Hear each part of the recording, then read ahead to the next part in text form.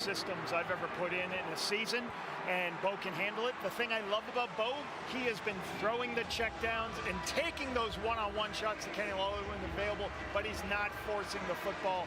And Zach Collaros, everyone's talking about, hey, they got to run the football away. You know, the game goes through Zach Collaros. Most interception in the CFL last week, 1 touchdown, 1 interception.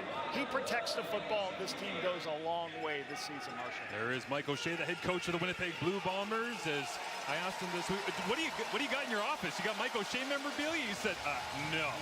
This is all about the team. Nothing of that. This is a very simple man that just wants to get victory. He's able to do that in week 1. And Scott Milanich felt like he should have had a victory last week against the Montreal Alouettes at home in the season opener.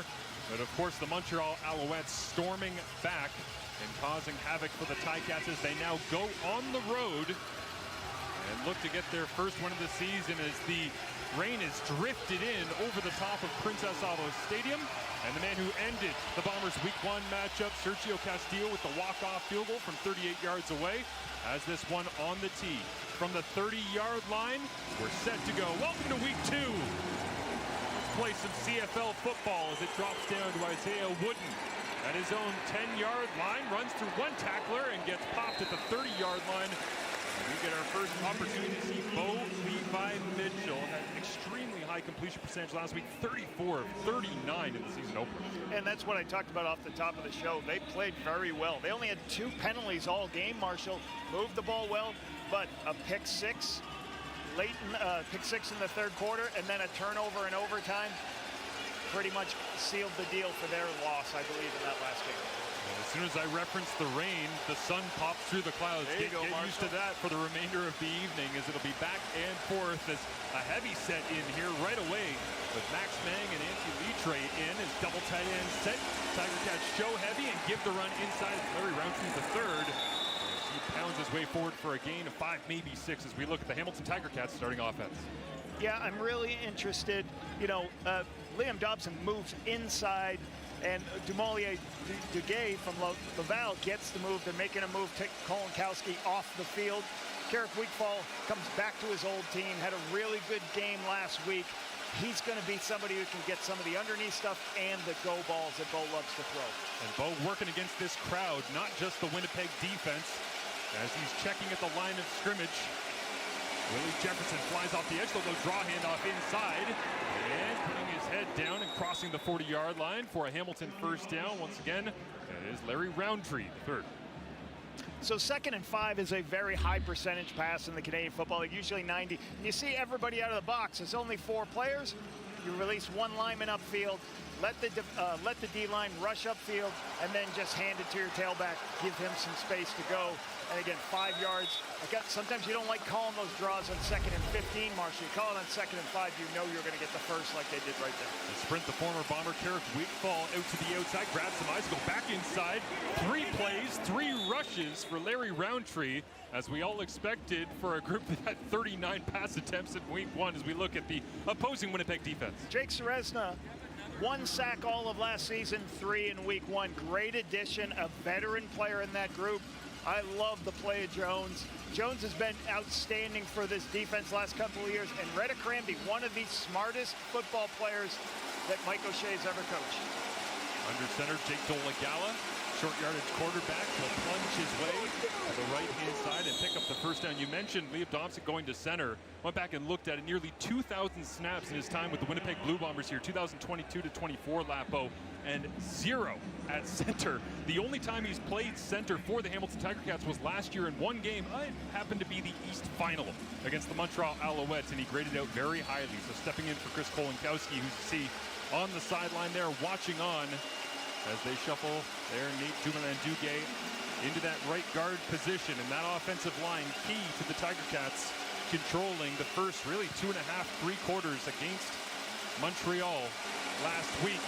Back to the ground they go, pulling around the edge is Dumoulin-Duguay, and on first down goes for a gain of about 4.5 yards, and Larry Roundtree getting plenty of work right out of the gates. And Roundtree bounces it out on the outside of the defense. Sometimes you have to make sure, the first thing you have to do defensively is make sure you cover the outside gaps.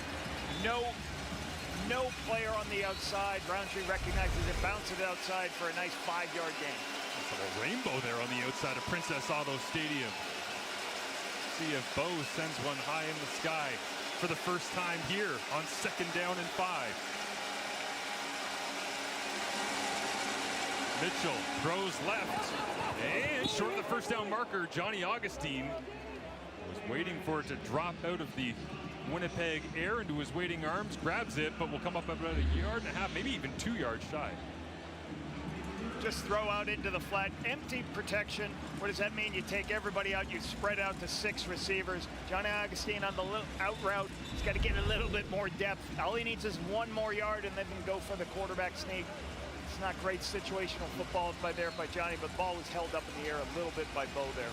Late decision, but the Tiger Cats do decide to punt it away, so they send out Mitch McCarthy, the Aussie, in that spot. 2025, by the way, Hamilton ended 41% of their drives with points, tied for the best in the CFL with the BC Lions, who get their season underway this weekend. In week 2 is Trey Babel, the double award winner from the CFL Awards last year. Grey Cup wins, and these are outstanding quarterbacks. Just shows how hard it is to sometimes win a Grey Cup, even when you have great quarterbacking.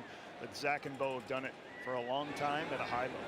Laros turns 38 in August, but still got that young arm as he hands it off inside, and Brady Oliveira plunges forward for a couple of yards as we get a look at Zach Collaros and his numbers here coming into week number 2 after coming off a season with a career-high 16 interceptions, tied for the most in the CFL. Yeah, and the thing I loved about working with Zach in 2019 is just his love of the game. He would stay all day. He would stay into the night with me to do the game plans and make sure he was up to speed on what we're running offensively, and he had a lot of input and wanted to have a lot of input. You love that in your starting quarterback. Quentin McManus still out. Ryan Baker, the middle linebacker, makes a check at the line of scrimmage as Destin Talbert blitzes late, and it threw off Collaros just a little bit, but able to sidearm it. The Tiger Cats say it should be incomplete, but Tommy Neal, for now, the McMaster product playing against hometown team, they'll say he's got possession, and Winnipeg goes quickly to try and limit Hamilton's opportunity to challenge. So right away, handoff inside. They get the completion, and Oliveira making hay while the sun shines. So great execution here by the Bombers. Let's take a look at this. We think this may be an incompletion, and the Bombers do a good enough job understanding the situation. This ball touches the ground. Looks like it might have. Okay, I think we got a better angle right here. You see it kind of bounce down. So how does this work? The Bombers get up to the line of scrimmage before any coaches upstairs get to see it. They call a play immediately. It's situational football you work on with your team. 5 wide for Collaros. Looks over the middle of the defense. It's complete. Neal 2 for 2. And this one never in doubt. Over the outstretched arms of Ryan Baker for a big chunk play. And that's not new with Collaros taking shots down the field plenty in week 1. You clear people out, and then you play somebody behind on a layered throw. And the hard part is the defense is dropping from the line of scrimmage, so it's so difficult to find them. They're just spot dropping, huge spot. Zach recognizes it and knows where he's going with the football. That's a great throw to Tommy Neal. Heavy set in here, double tights for the Winnipeg Blue Bombers. Handed off inside. Brady Oliveira trying to get away from the backside tackler. Gude trying to make the tackle for loss, but couldn't get a grasp on number 20 as he leads this offense. Hey, not a lot to talk about this. Tyler Ellsbury at O-line.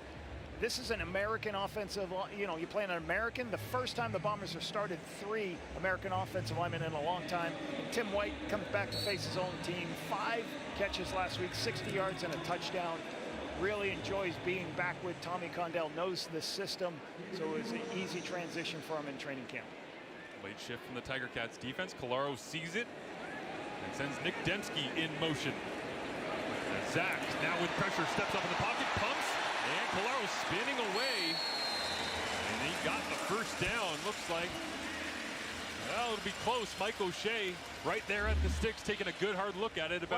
Watch this, Marshall. Look at all these guys. They got like a bunch of guys standing in the line of scrimmage. They're trying to make it difficult for not only Zach, but the offensive line. Brent Munson, defense coordinator of the Ticats, showing a lot of different pictures early in this game and dropping players out.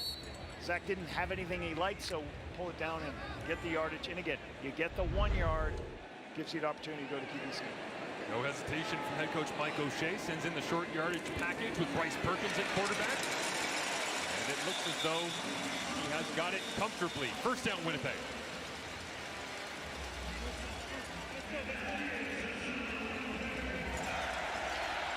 Julian Hauser, 13 sacks last year, second in the CFL. He's going to have to continue to have an impact this year. I love Reggie Stubblefield. His film was so good. Obviously injured, coming off an injury from 2 years ago. I was able to get in the lineup last year, 4 tackles last week. And Greg Jr., field corner, first-year player, 7 defensive tackles. Played pretty well for a young player. Watching him, expect good things from him. Claro saying one of the players he respects the most, and not just Hamilton's defense, but the CFL at large, is Stavros Katsantonis with the range he has. As Claros will throw across his body, big hit. Back into the traffic flow goes Tommy Nield. And Jamal Peters is down. And the Hamilton defense asking for immediate assistance. As Nield off to a quick start, and the training staff will attend to Jamal. Because the knee's going to deliver a blow, so he took that shot. Jamal Peters so good for this team. 6 interceptions last year, tied for first on the football team. 6-year player, good, outstanding player. And it looks like Devondrick Bynum is jumping into the lineup and will likely take that place as they shuffle the deck on the back end. We'll sort through exactly what the personnel package is, but the 26-year-old DB, 19 games over 2 years in Edmonton, had 5 interceptions and CFL training camp with the Calgary Stampeders, and then released. And Hamilton quickly picked him up, as you see Destin Talbert watching on alongside Bynum. So now they just make sure they're doing their best to protect, try to minimize movement for the head. So Stavros Katsantonis. Of course, the discussion always here, and the reason why they're so cautious with it, right, is that you can think, yes, it is a head injury, but they also need to make sure that there is integrity of everything else, whether it be neck, shoulder, and try to make sure that it's done in the most well-organized policy followed to make sure that he is safe to be able to move. As Scott Milanovic walks his way across the field. And it looks as though they will bring stretcher out here. And so we will step away. Get him on the stretcher and protect him and make sure he's okay. Again, one of those things that moments like this where the game just comes to a screeching halt with incredible energy in the stands, is it reminds you as you watch Jarrell Broxton and Patty Neufeld watching on is 19 league, right? And you start thinking about the dress roster sizes and how often guys have played with or against each other. There is a ton of mutual respect, and Jamal Peters, it doesn't matter necessarily about the caliber of player that you are, but everybody knows Jamal Peters. Everybody has seen what he can do in the CFL, and right now they just want the very best for him. One of the coolest things about this league is how small, like you say, the teams are, the relationships all these players have from team to team, and the relationships they build. So a lot of Bomber fans making sure that Jamal Peters is okay too.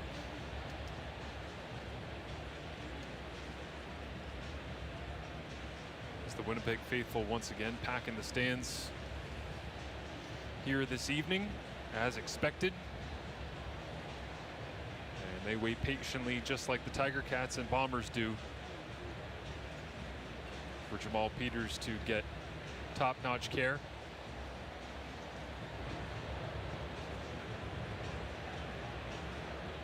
And that's the hard part for all these players. Both clubs is to go back to football intensity.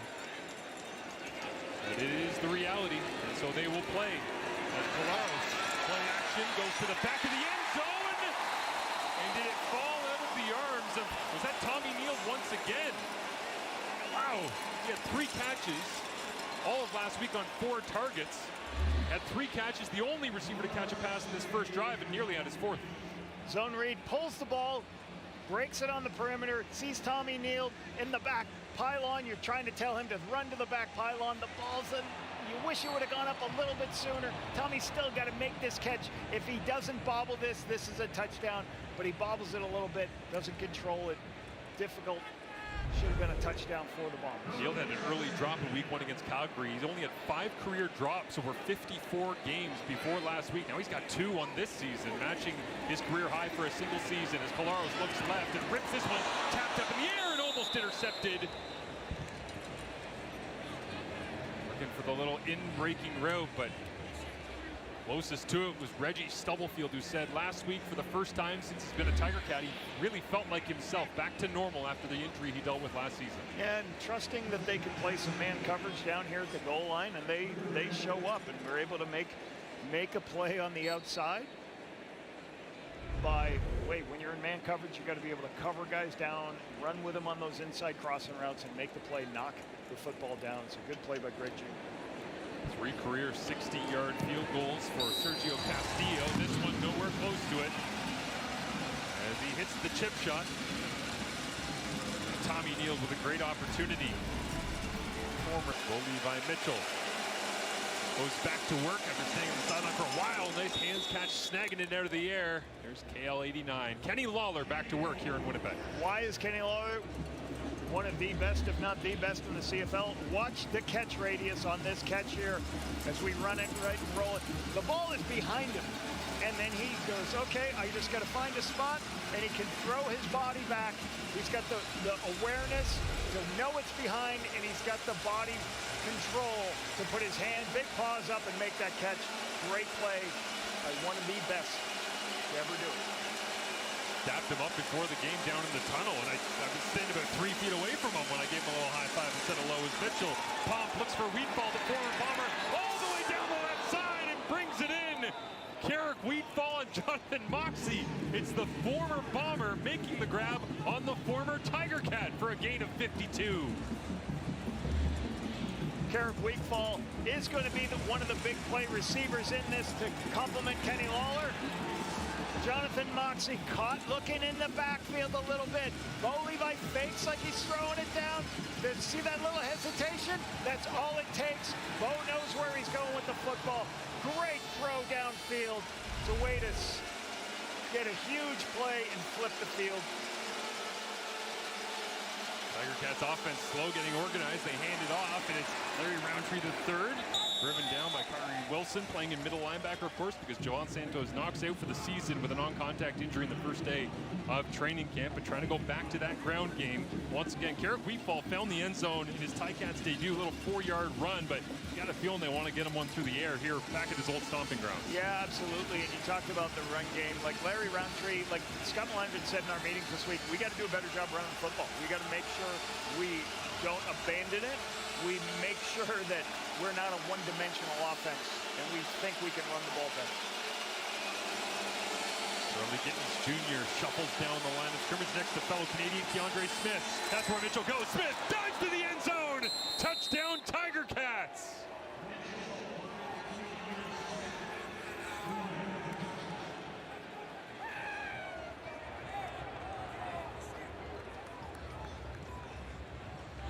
Tiger Cats emptied the backfield. What does that mean? There's 6 receivers out. The Bombers are still trying to pressure, but they're playing zone behind it. See that big space that Keandre Smith just sat in? When you're trying to pressure like that, you've got to be careful of how much zone space you create. Keandre Smith's in the right spot, or he adjusted his route and sat in the dead area. Bo knows that, puts it on him for a nice touchdown. Once again, Marshall, when you have an explosive play, you are 5 times likely to score a touchdown. Mark Leggio knocks the extra point through. Keandre Smith in his 5th year in the Canadian Football League and coming off his first 1,000-yard season. So here's what I want you to show. There is going to be some pressure, but it's going to happen from a zone picture. So if you roll it, and Keandre Smith's right here. So follow Keandre Smith. As this ball happens, you'll see defenders kind of working to the flat. They're trying to go out that way. When you're expanding in zones, that's too big of a space. Keandre just sits in it. Bo recognizes the halfback working for width, just throws that ball underneath. So great recognition from Bo and Keandre Smith to get the first touchdown of the year. And there it is. We haven't seen the neck. You know, he always has great neck jewelry. Always see that each year. So we've got one of those viral trends where the chain gets bigger every game throughout the year until all of a sudden you realize. And let's talk about Kenny Lawler and Keandre Smith. Think about Keandre Smith had the biggest game last year for receptions in a game. Last season against the BC Lions, 14 catches. That was the best in the CFL. Why? Hey, if everybody's going to take away Kenny Lawler, these other players are going to get big plays. Keandre Smith gets his first touchdown of the year. Tiger Cats passing offense last year, first in the CFL with those 37 passing touchdowns. And Bo Levi Mitchell throws one here to get things going in Winnipeg on the road in week 2. It goes immediately back to the tablet, starts plotting the next touchdown pass. Trey Babel crosses the 30 to the 35, dancing in the open field and almost shot the gap. Finally wrapped up and brought down Jordan Crook. Got the last piece of him, but it took several Tiger Cats to bring down Babel on another electric return. And, you know, obviously, Trey Babel, is somebody you better plan. I know Bob Dice, special teams coordinator, is going to make sure he does everything in his power to work. These don't happen often. Returns all the way to the wide side of the field because there's so much ground to cover, so many fast players. So this is what you call a field return. The ball's kicked to the boundary, you go to the field, finds a crease and able to get good yardage all the way out to the 45. Tiger Cats scoring a 4-play, 70-yard touchdown drive. See if Colaros can answer his counterpart, Bo Levi Mitchell, as Tim White, another former Tiger Cat, gets his first touch of the ball game. They worked number 12 in. He said he wasn't thinking too much about anything other than just trying to get a victory in his first Blue Bombers home game, but you can get the feeling now that the juices are flowing. I'm going to highlight him and the defender up there. Go ahead and play it. Tim White, this is a play-action pass. This is one of Tommy Condell's staples. I'm going to max protect, and we're going to throw the ball on the outside in a one-on-one situation. We're going to make this route so deep, zones turn to man, and he can throw, nice easy throw to Tim White. Inside handoff, little shuffle step from Brady Oliveira. Great job on the defensive line. Actually, that's Reggie Stubblefield that came down and made the play. Tim White led Winnipeg last week, by the way, 5 of 6 for 60 yards and a touchdown. So he's already connected with Colaros and mixing him in more and more here in week 2. Watch Reggie Stubblefield. He's covering the receiver, and when he sees the receiver block, he's free to go ahead and fill and make the play. We talked about him off the top, like having guys in the box who can cover but also play the run is so crucial in the Canadian Football League. One of the best at it. Really good pick, free agent signing last season by the Ticats. I love about that is Stubblefield's 30 pounds down on Oliveira. Now Dembski running to the end zone, reaches touchdown. Winnipeg answers. Nick Dembski missed practice this week with an ankle. In the lineup here today and in the end zone.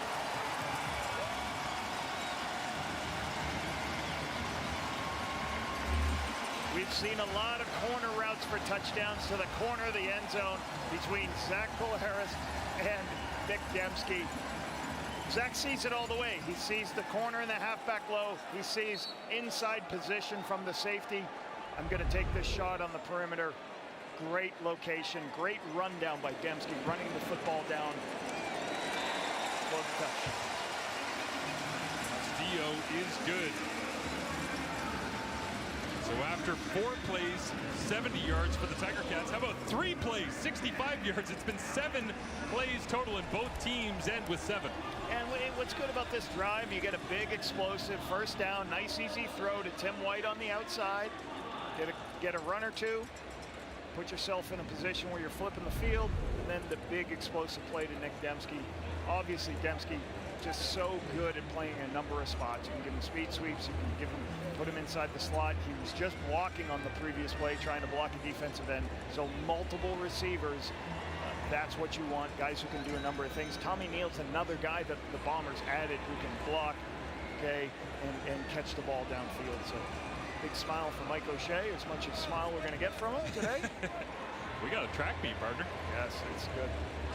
32 years old, Nick Dembski, and that's his 43rd career touchdown. He's also inching close to 500 career catches. Only 18 Canadians have ever done that in the history of the CFL. He sits now about 2 shy of that mark. The last to do it, by the way, with 500 career catches, some guy named Andrew Harris. Finished his career with 609 catches.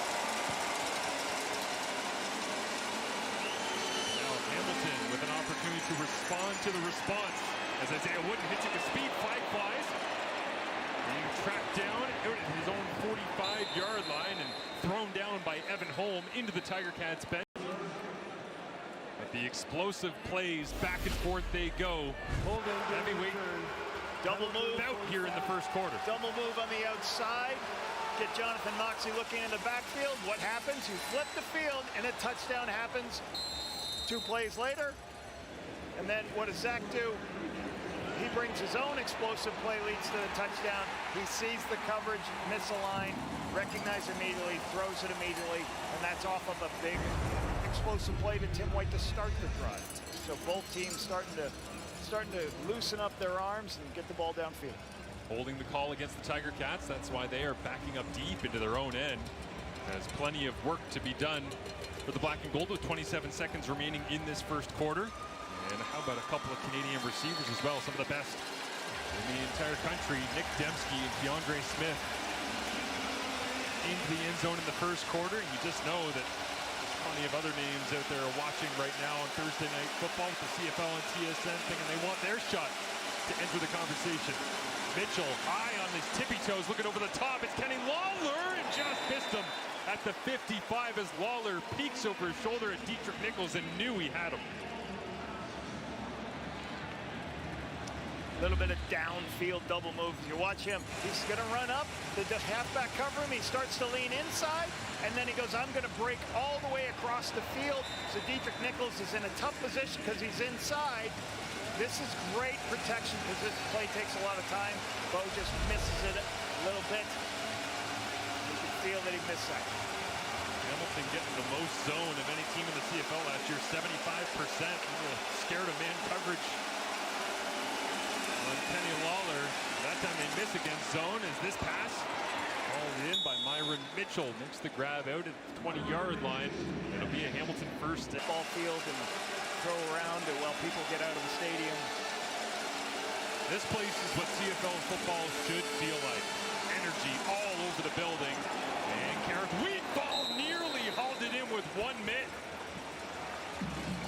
That would have quieted the fans considerably on the first play of the second quarter.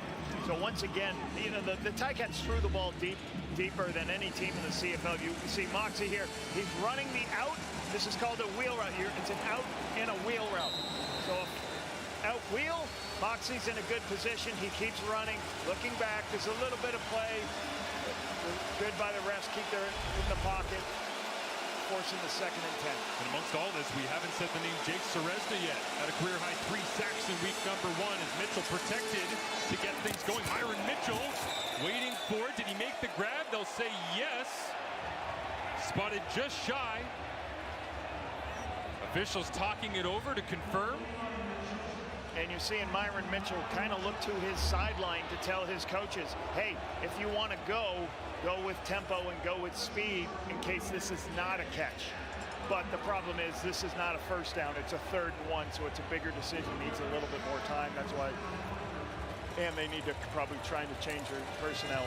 So that's why you see this happen. You have control right there. Yes. Wow, they dragged that back left toe. So Jake Dolegala from his own 30-yard line will go for it on 3rd and 1. The right-hand side and the big frame of Dolegala. Going to need all of that 6'7" to get the first down. And they will move the sticks.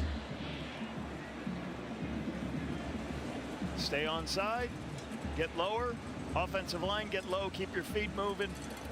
A little bit of pause by Jake and then fall forward for the first. Michael Ayers was almost there, got first contact.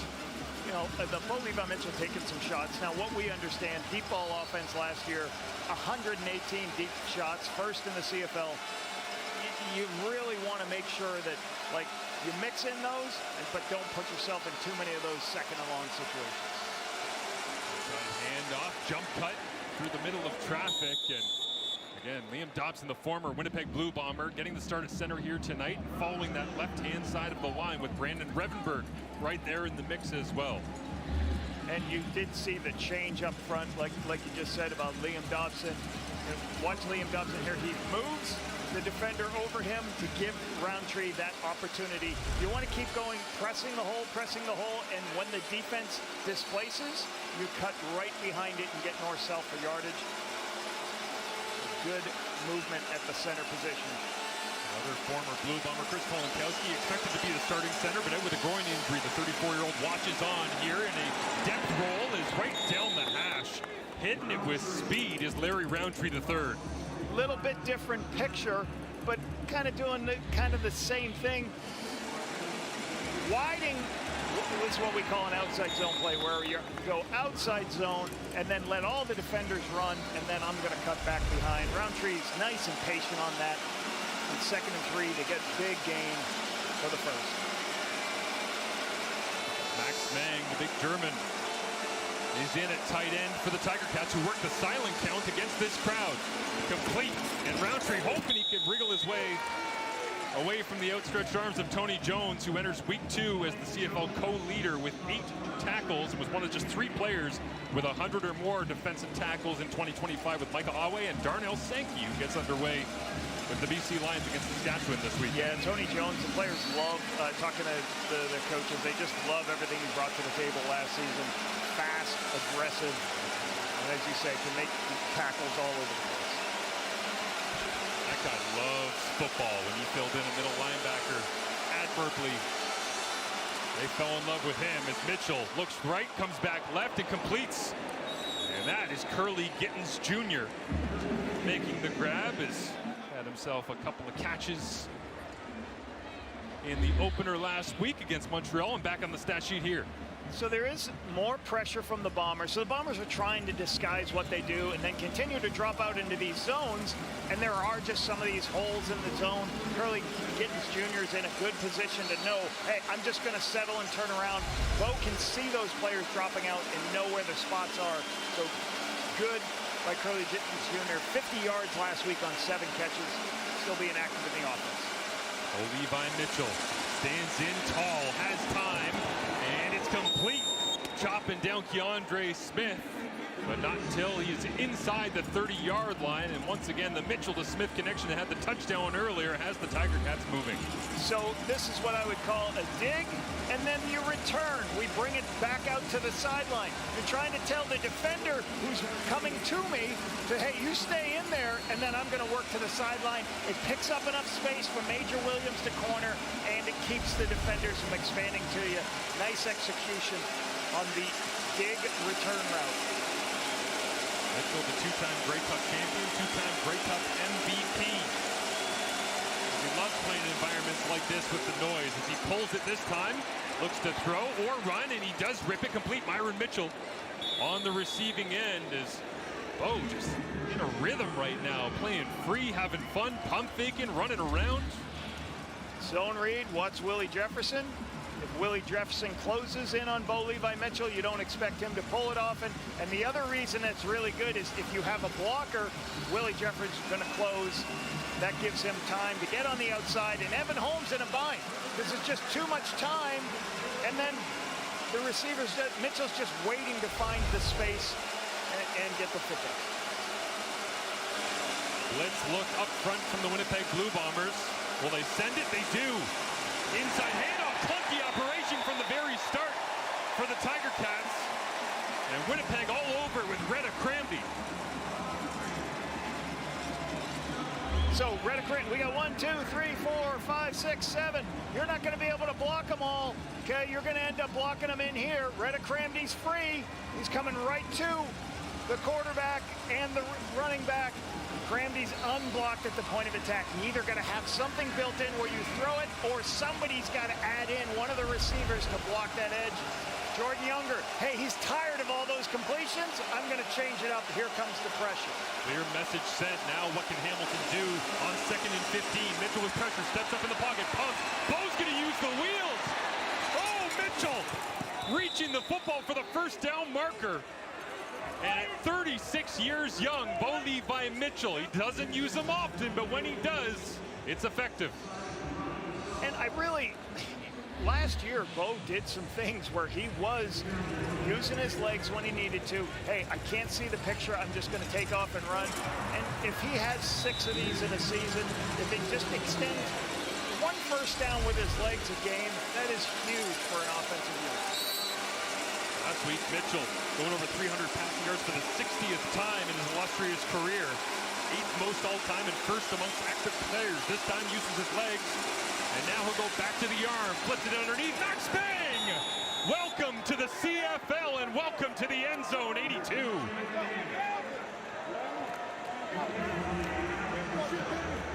When you have a good run game, you make people think about other things. Here's our tight end.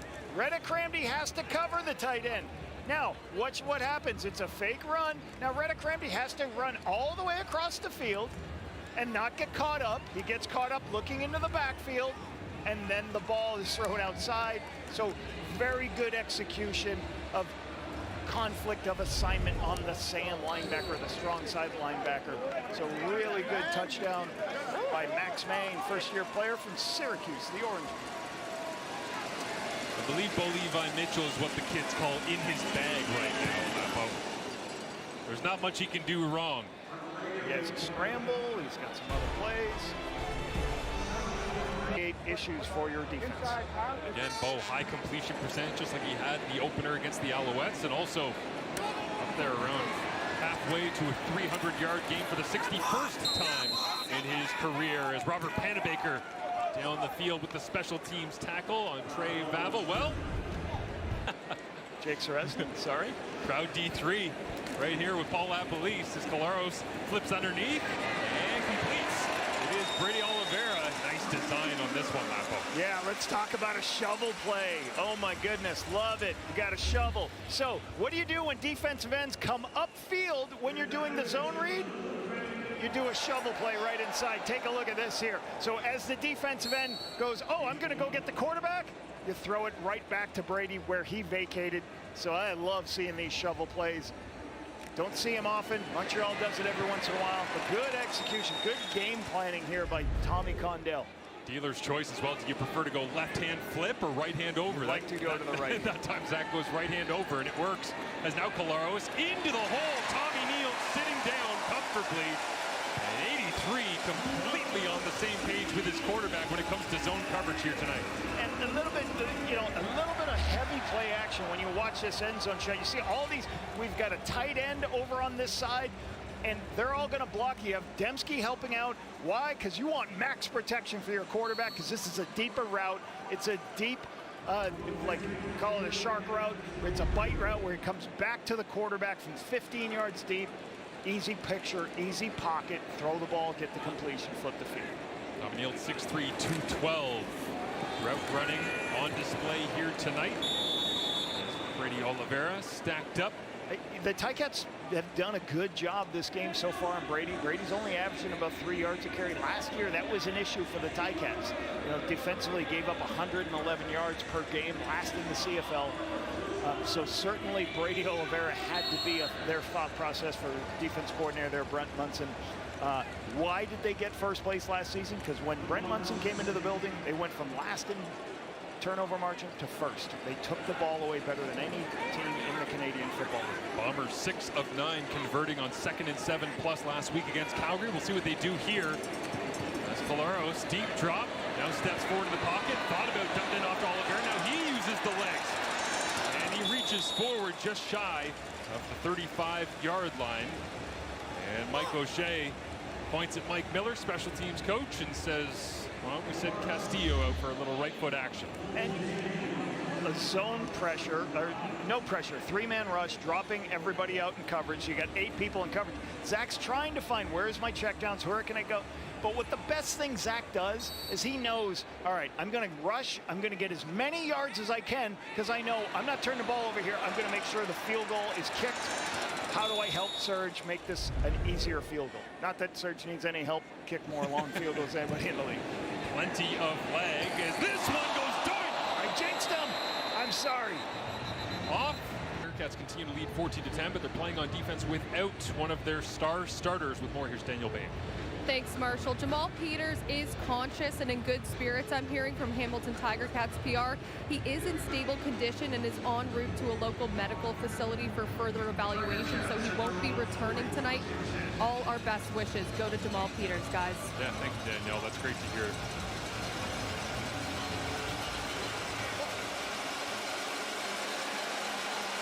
Tiger Cats offense on the field after the Sergio Castillo missed field goal and a knockdown from Tony Jones, taking a page out of Willie Jefferson's playbook that time.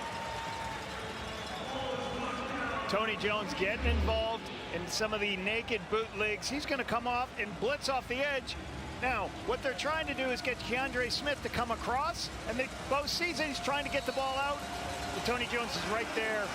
Bo's going to try to change his arm angle. It's just so hard when Tony Jones blitzes and gets on top of him so fast as they try to get it to Keandre Smith underneath.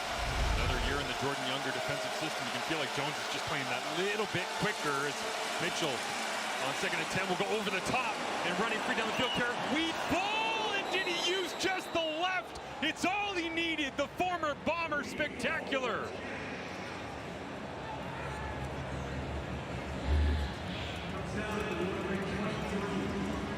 Top of the screen, little bit of a post move.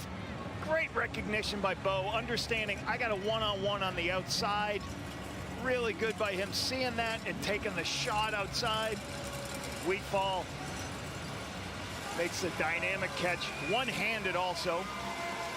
Because Mox is got awesome play on the outside for Carrick Wheatfall. Of all the Winnipeg Hamilton storylines coming in, I did not think we were going to be talking Wheatfall Moxie as much as we have in this first half, but what an intense battle they've had. Is now a timeout. It's a 3-minute timeout. Has been hit. No, it's a 3-minute warning. Is it a random fan? It was the Sarah Orleski. Nice stop here defensively. Can I just go back to a Sarah Orleski story? My first time ever be hosting a coach's playbook in Winnipeg.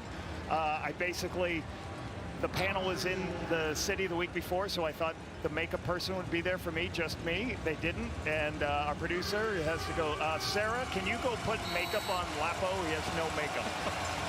So thank you very much, Sarah, for helping me with that years ago. I don't think anybody was happy I was on the sideline, and Sarah, I had to share hits with Sarah. Also, SNL, we're coming for you.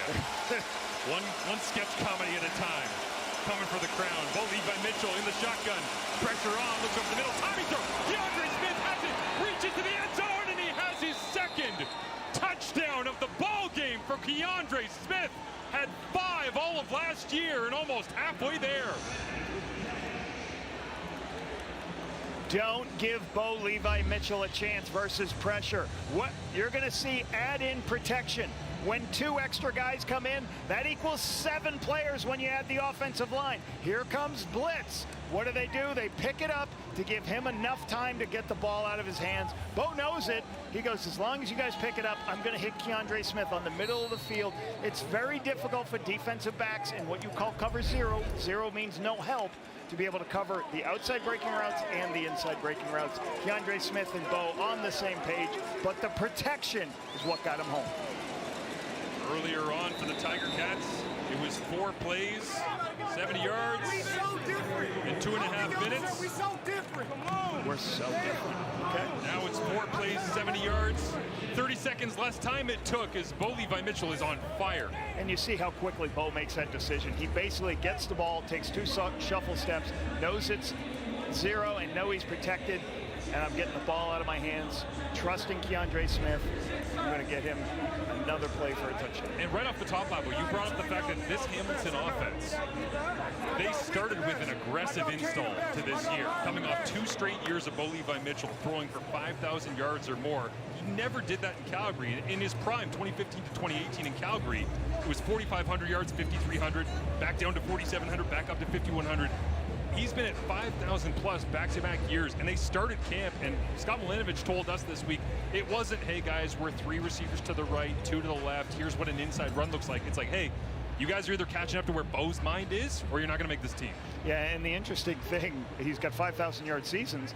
But one of the biggest things they had to teach him is, hey, make sure when it's not there, check it down. Right. Make sure when it's not there, you go ahead and use your legs and take off and run. And that just kind of proves that, hey, you keep throwing completions. You never go broke when you put money in the bank as a quarterback. You keep getting completions. Sooner or later, first downs will happen. You'll get the shot plays you want. Winnipeg trails by 11 here in their home opener in front of a sellout. As excellent special teams tackle Antti Litre down the field, and Keandre Smith always reminding you that he's one of the best Canadian receivers in this league, and certainly punctuating that in the first half here tonight. 3 catches, 49 yards, 2 touchdowns. First one sitting in the zone, finding the space. Next one, cross-facing in cover 0. Go across the face of the DB, make him threaten the outside play, but go in front of him, be in a position to catch the ball, run into the end zone. So great start for Keandre this season. Laros hands it off between the tackles. By the way, Bo Levi Mitchell came in ranked 8th on the Tiger Cats franchise passing yards list at just over 12,000. He entered tonight 61 yards back of his former teammate Kevin Glenn in 7th. Kevin, start of the first quarter, it was over. It was only 61 yards that he needed. So up into 7th on the Tiger Cats all-time list now in his 4th year with the black and gold. Crazy, it's been 4 years, hard to imagine. And to think that he only played 6 games back in 2023 before this 2024 through 2026 fire sale is now over the middle of Nick Dembski, and this might accelerate the Winnipeg offense. This is the problem with playing great quarterbacks who understand how to beat zone coverage. It's going to be Nick Dembski here, and what I'm going to show you as you roll it, you're going to see linebackers expanding to get underneath. Nick's in a position where he knows we've spread the defense out. Zach sees it. That's called a bender route. He's going to just throw that bender as soon as he crosses that linebacker that is expanding and creating space by emptying the backfield. And again, when you can't play too much zone against these great quarterbacks because they're going to pick you apart. You got to mix up what you're doing. Laros with only Dante Daniels, the big man rookie to his left. They'll fake the run. Zach pumps over the top, complete. And for the first time, it's Pokey Wilson getting tracked down from behind. There's a big tackle made by Isaiah Bagna. But Wilson moves Winnipeg deeper inside Hamilton territory and trying to answer here once again. You have a curl, you have a guy in the flat, you have a clear out. What you're trying, and the biggest thing that is good here is you have the opportunity to let the quarterback use his legs. So when these teams are moving the ball well, a lot of stuff comes out in the system. Tommy Condell's multiple, so is Scott Milanovic. So now defense has got to work all this stuff. Now here's a sprint out, get the ball downfield. Nice, easy first down on first down. Laros makes the run inside over the top, looking for Wilson, and dangerously hung up in the air. Stavros Katsantonis was there, but he caught it out of bounds. Stavros makes his case. Reggie Stubblefield says he had the best view of it as well. So you can see a signal. Zach takes a shot on this throw on the outside. So he pulls this, tries to take the one-on-one. It looks like a sluggo on the outside. Zach gets hit as he's throwing it. But Stavros Katsantonis, like for Zach to make this decision to throw this, he's got to trust that the free safety's in the dead middle of the field. But watch Stavros run across the field to get involved and almost make a play. Great range by the free safety of the Hamilton Tiger Cats. Challenge is on deck here. Hamilton is challenging that the previous play should have been a rule interception by Hamilton. And you can will review the play. You can see what's happening. The communication. So you have to build communication between your players and your coaches on, hey, I believe this should be challenged. So you have certain signals. Was this a catch or not, or was this pass interference? We used to always, we used to go ahead and tell our players, hey, grab your throat and pull down on your jersey on your throat to tell us if you want us to challenge. You saw a bunch of defenders coming back on. Here's the play here on the catch for Stavros. You saw a bunch of players walking up and saying, oh boy, challenge, challenge. You saw them all grabbing their jersey and pushing it down. That's telling the coaches, we think you should challenge this. Here's the coaches for the Bombers taking a look. Offensive coordinator Tommy Condell looking it over with James Stanley as well as Richie Hall up there in the booth. And Mike O'Shea might have been having a discussion about potential defensive pass interference as well. Does he like to challenge the challenge if it does go against the Winnipeg Blue Bombers here with an interception being really, called. Stavros Katsantonis, really good job on a run play with a double move on the outside, finding his opportunity. They're going to go after Devondrick Bynum, it looks like, for defensive pass interference.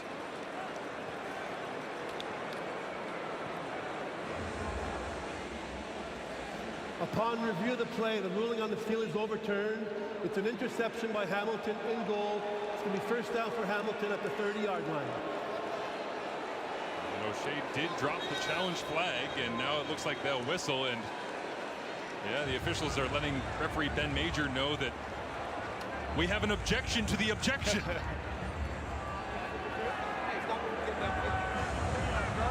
Is this a first? Can you remember a challenge of both sides on the same play? Yeah, that's happened before. Sometimes out of spite, sometimes. I think it's legitimate, though. This is an interesting challenge. Yeah, this definitely could be. For now, it's the first turnover of the ball game. Winnipeg is now challenging that there should have been pass interference against Hamilton on the last play. This will now be reviewed. Chestnut checkers, Lapo. Devondrick Bynum, we'll take a look and see what happened here. Did he get his hand in early? So you got a double move, so Bynum he's ended up behind. Now he's going. Does he get his hand involved? Is it enough for them to overturn this and make this a pass interference? Great looks here from our CFL on TSN Good patience crew. by Bynum. Hand play back and forth both ways. The end of it, there's a little bit of a grab on that hand, but I would assume this is not an overturn. I don't know if for anybody watching this at home and saying, well, the ball was so far upfield, he could have never got to it. Does that play into the decision? They never call that. They never care where the ball is, in my experience, but I don't think they want to put a flag down on this. We have an announcement. Upon second review of the play, the ruling on the field stands. There was no deemed penalty for interference. It's first down Hamilton on the 30-yard line. I like that call, right? Let them play. Let them play the game. If you're putting flags down on all that hand play, that's going to be a long night. And it wasn't clear and obvious for. It wasn't clear and obvious no longer for the command center, for the replay center. First turnover of the ball game is confirmed, and a handoff inside. Larry Roundtree, the third, bounces off two tacklers and a third. And Roundtree winning the running back starting job at a training camp and making the most of it here on his first CFL road game. Well, it comes down to the blocking on the inside. Watch this crease right here. Boom. And then I'm going to come all the way on the outside. Really good blocking on the perimeter to give you the opportunity on Max Mang doing his thing to give not only catches but also blocking. Roundtree tripling Brady Oliveira's total so far in rushing yards. DeAndre Smith adds another to the tally here in week number 2 for another first down. And the Hamilton offense last season 134 points off turnovers. That was 34 more than second place Saskatchewan. They're back at it again. You have quick throw to the outside, get out of bounds, stop the clock. Yeah, you need at least one more first down to get yourself 3 points. And can you in 39 seconds get all the way to the end zone? DeAndre Smith in conversation with Curly Gittins Jr. was, yeah, I know, I got it. As he went to the line of scrimmage. Mitchell loads it up. Garrett Weedfall running in behind coverage and has to play defensive back on that one. Knocking it away as Major Williams all over it. Yeah, Major Williams in the deep part of the defense, already deep. That's a hard one to just throw it up for when Williams is already deeper than Weedfall. Weedfall actually does a good thing trying to knock this ball down to prevent the interception. Good high point after it, but Williams is in a deeper position because he dropped out in the zone early. Crowd gets into it here with 32 seconds remaining. Larry Roundtree III is checked out. Johnny Augustine, undrafted out of Guelph, played some time here in Winnipeg in behind Brady Oliveira, is in the backfield with Mitchell. Bo looks to throw. Weedfall floating through the air. And another incredible back and forth battle between Weedfall and Moxie. Great concentration by Weedfall. This is a throw to the wide side of the field. So Jonathan Moxie is the wide side corner. He has plenty of time to see this ball in the air and run it down. But Weedfall knows there's going to be a collision. Bo puts it out there early, but it's a good catch with contact. by Carrick Wheatfall. And again, that's what you want. That completion right there. It doesn't get the first down, but it gives them this opportunity for this long field goal on the road at the end of the half. Long field goal here from Mark Leggio. 6 missed field goal returns last year for Trey Vavel. 65-yard return average, including a 128-yard return touchdown. He doesn't want to see the uprights go to the back of the end zone because he loves that this is 1/3 of his job. Will he get a chance to touch the football? He will, but only after it goes through the uprights. What a shot from Mark Leggio at the end of the first half. Really good execution, obviously, by the kick team. You see McCarthy right there, Leggio. But the best thing is offensively and situational football. There is 3 seconds left in this. So the Ticats took the ball, drove down the field, took all the time off the clock, and got in position to get a score. Leaves the Bombers no time at all to be able to mount and get points at the end of the half. So really good execution by Scott's team. It's interesting as well, just looking at situationally here. Obviously, Winnipeg get the football first. You would expect to come out to start the second half, but this does not feel like a 14-point gap between these two teams because the intensity in the back and forth. Brady Oliveira has been slowed. Zach Collaros has thrown the interception. So tangibly, yes, Winnipeg falling behind, but you get the sense in the second half. Yeah, this is one of the reasons, Marshall, is that interception for the Bombers. What happened in field goal range. So took points off the ball. As that will do it for the first half of action. This is a good one to kick off the 3 game. Ticats 2 for 2. Scored touchdowns both times they've been inside the 20. That's probably the difference in this football game. Absolutely. Opening kickoff, second half. As Trey Vavel gets it handed to him by Michael Chris Ike and a big special teams tackle. Braxton Hill. That's crazy. Back in the lineup. Just let him catch the ball. Yeah, let it roll to him, but Braxton Hill happy to oblige as he goes to his starting position on defense after making the special teams tackle. I don't think this is a new play, but hey, you take it. Aren't you the best player? You're the best special teams player in the league. You get the ball. I'll just go behind you and watch. It took a Chris Ike bounce. What was he supposed to do? Yeah, it went right to him. Good for Chris.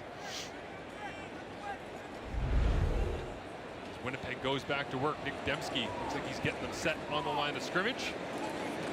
Snap comes up. They'll try to get the wheels turning up. Brady Oliveira early on. And right down the left side of that vaunted Bombers offensive line, but a flag flies in the back.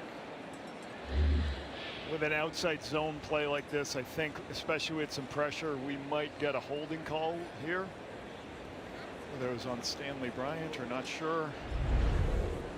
I think they got established a run. 34 yards. Yeah, you know, for Brady, no, 22 yards on 6 carries, only 3.7 yard average, longest 7. Try to get something going, some explosive plays to Brady. You know, Winnipeg wants to run the football. They want to win the game by running the football. Illegal low block, Winnipeg number 83. We'll go back 10 yards. We'll replay first down. And the question becomes, when does the math start working against that in terms of having to throw it down the field as Tommy Neal takes the penalty? An illegal low block. Tommy Neal's going to come in. He's going to be trying to block this defensive end. These are difficult jobs for receivers. And he's coming into the box, and he's like he has to be inside the defensive end so the defensive end can see him. When he comes outside in to make that block and he goes below the knees, that's going to be called an illegal block for that. He's got to get closer in front of the defensive end so the defensive end can see it happen. Neal just 10 yards away from his career high with 86 yards as catch is made by Nick Dembski, thrown backwards by Braxton Hill once again. But as Neal sits 10 yards away from a career high, he cost them 10 yards there and backs them up. 1st and 20, gain of 6 from Dembski. Now it's 2nd and 14. Puts him in at least a position that it's still not too long of a throw. Good recognition by Zach, saying everybody's going on they're taking the deeper routes, take the underneath, get some yardage. That catch number 499 of Nick Dembski's incredible Canadian Football League career. Surefire Hall of Famer. 500 looms large and over the top. Boogie Wilson makes the grab. What a throw, layering it in from Zach Collaros past Ryan Baker and in front of Destin Talbert. Throwing the football is all about timing and space. Run an underneath route, let the other 2 receivers clear everything out, get the high players, and then sneak Ontario Wilson back up at a different time.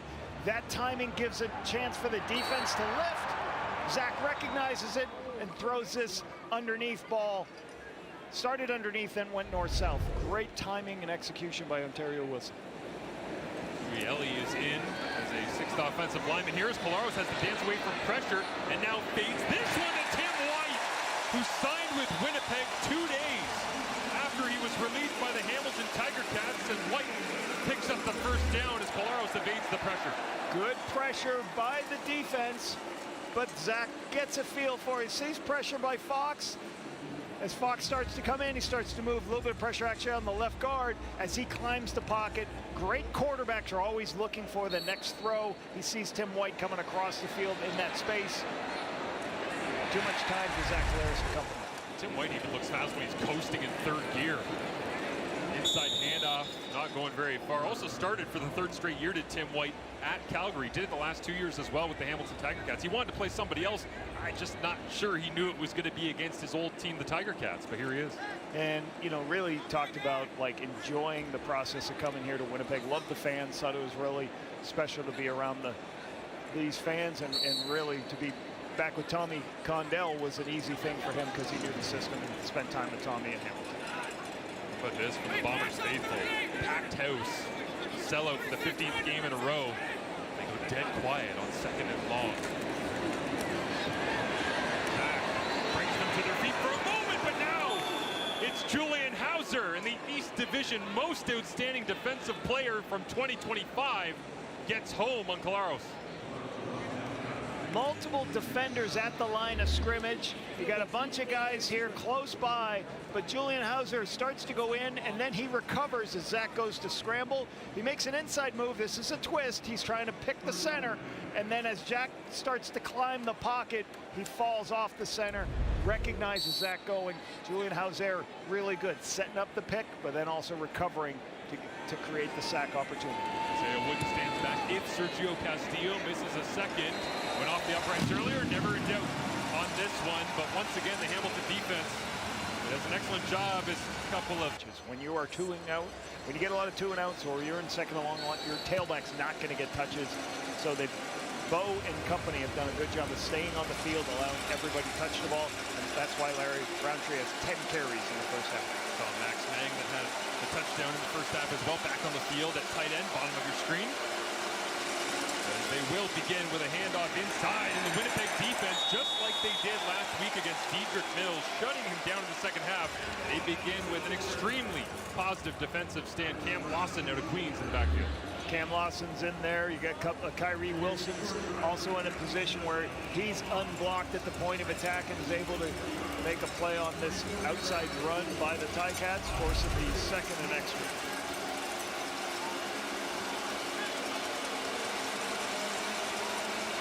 Clock rolls inside, 10 minutes remaining here in Winnipeg. Week 2, kicking things off on Thursday Night Football.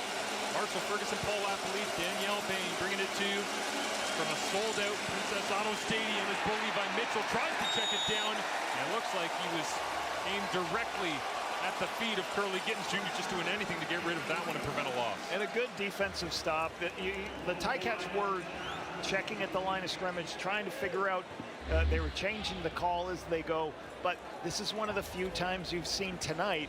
If you watch Bo Levi, he's looking to his right, can't find anything. He's now flipping across, going to his check down, and when you make a quarterback hold the football, the pass rush will get to him. One of the first times that's happened tonight. Good job getting home that time. David Reese into the lineup at the defensive end spot opposite Willie Jefferson, and now Trey Babel gets the edge, gets a couple of blocks, flag flies. Way behind the play, Tyler Turnowski. Omnipresent on special teams, 88 there to make it. Mexico City just about exploded on the first goal. They scored to open up the tournament at home, and Winnipeg ready to give Brady Oliveira some love as well. The rain drifting sideways here in Manitoba. It's been a very rainy, very windy week, and the running game may be taking shape. Gap schemes, what does that mean? You run people, you bring people over to one side of the field, and you separate the defense, and Brady finds the crease inside. Nice 8-yard run to start the drive, put him a nice second and medium. getting the short yardage people out on the field in 2nd and 2. Reggie Stubblefield made the tackle, said he watches Saskatchewan, Calgary, Edmonton to understand the schemes of some of the other great Sam linebackers. The Canadian Football League is short yardage, and they sneak it forward with Perkins for the first down as flags fly. I expect that's against the Tiger Cats defensive line, but Reggie Stubblefield. Offside, Hamilton defensive line. Said that he will go up 5 yards. likes to watch whether it be a Darius Pickett, C.J. Revis, some of the well-known guys around the league as we see inside that 1 yard. Definitely that's an offside. Interesting to know that players are watching it going, yeah, we run a pretty similar scheme. How does that guy run that blitz? Yeah, and you know, certainly we talked about Reggie off the top, like just harder for those players that sometimes you got to play in the box, sometimes you got to play coverage, sometimes you got to play coverage to the weak side, sometimes you got to play to the strong side. You have to recognize formations and get lined up. So very difficult job for those guys. Valeros fakes the run inside, and with the rain driving down harder, pressure supplied that time. Looks like it was Philip Osai. Yes, as you can see just how hard the rain is coming down. Watch the recovery of Phil Osai on the zone read play. Zach pulls it thinking he can get around the defense, but watch this recovery. Zach has nobody to throw to the ball quickly, so he's got to get the ball out of his hand to prevent the negative yardage play. Once again, leaves them with 2nd and 10. 8 sacks for Osai last season. Consistent force of pressure on the Tiger Cats front. Laro's snap almost caught him off guard right into the face mask because he tries to dance his way out of it and he can't. Hamilton gets another sack, and I think Hauser's going to get at least part of it, maybe the whole darn thing.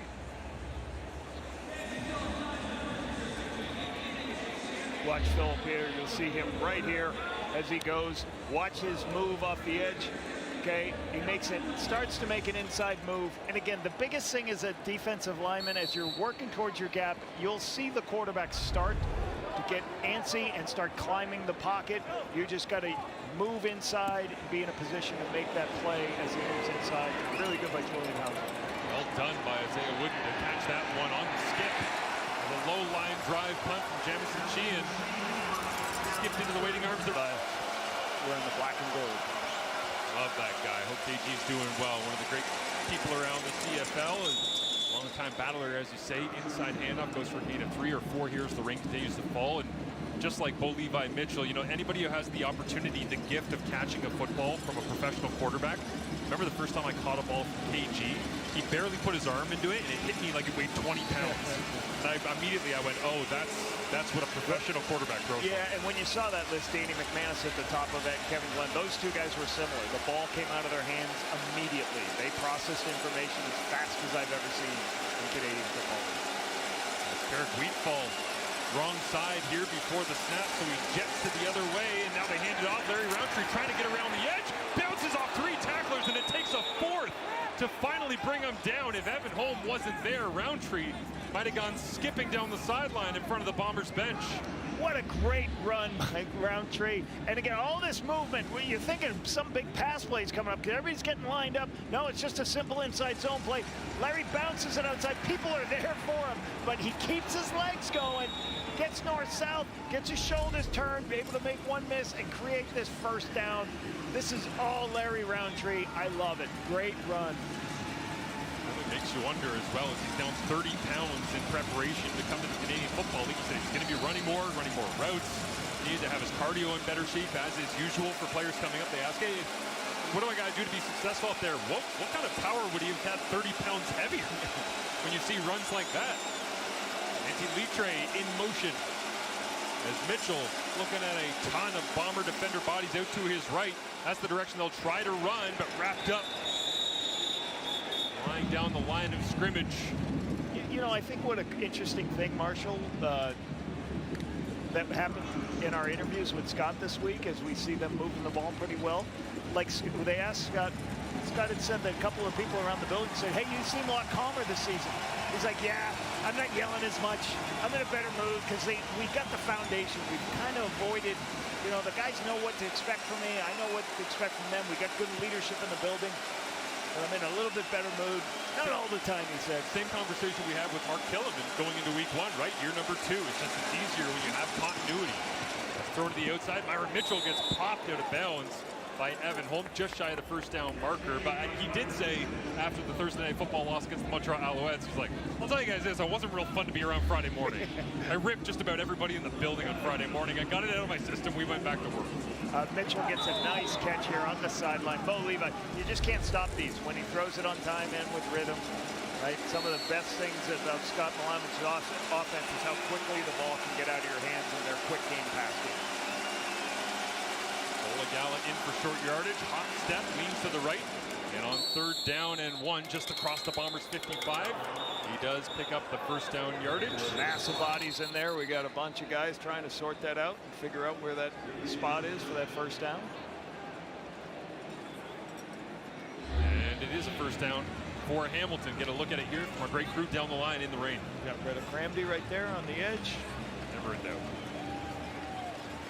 Again, Chris Kolinkowski, despite the fact he's not starting, he is on short yardage and some of these extra offensive lineman sets. Liam Dobson, the center, leads the way. And what is really good right now is, like, as an offensive coordinator and a play caller, when you're moving the football, the entire offense is available to you. So you can go, I used to call it the Rolodex. How many things? Oh, I got to show them this now, show them this.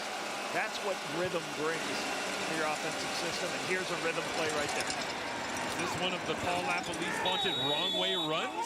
Well, you know, you're faking one thing and then you have an option. That's pretty late down your play call sheet. And then when you're like, okay, we're moving the ball fine, you've got confidence to be able to call these. So this is a little bit of a zone read action. And then they're going to go ahead and fake this inside zone. But then it's actually a little flip play. We've got people blocking on the perimeter. We're pulling an offensive lineman, Quentin Barrow, to get outside, trying to misdirect. So first downs create creativity in your offensive system. Barrow, in his 3rd year at Grand Valley State, joins another former Grand Valley State offensive lineman, Brandon Revenberg, former 3rd overall pick in his 11th year with the black and gold. His flags fly this time. DeAndre Smith for now has the first down. And we'll clean up the laundry. I think we're going to see Curly Gittins Jr. with an offsides here. Offside, Hamilton hard number count. 7. We'll go back 5 yards. We'll replay 2nd down.